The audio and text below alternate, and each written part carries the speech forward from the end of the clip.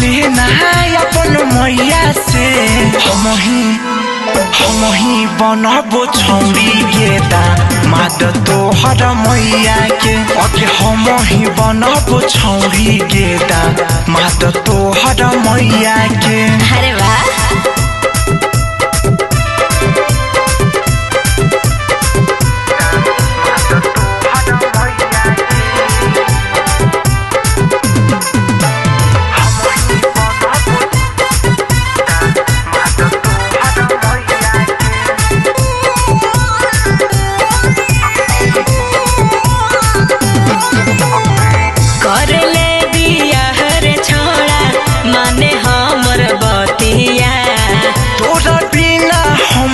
छौरी कटो नहीं रतिया ऐसन की सुन कर ले दिया हर छोड़ा माने हमर बतिया तोरा बिना हमर के छौरी कटो नहीं रतिया।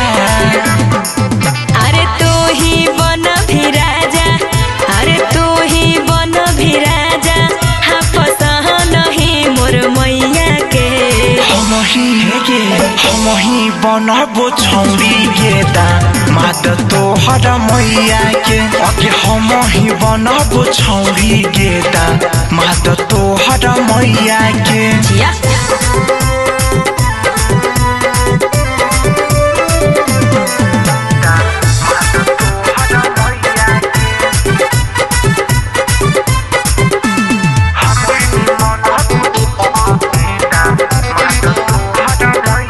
हम बनबो रानी रे छोड़ा तू ही बन भी राजा रे हम लेके वैबो गे छौरी घरे बैंड बाजा गे हम बनबो रानी रे छोड़ा तू ही बन भी राजा रे हम लेके वैबो गे छौरी घरे बैंड बाजा गे।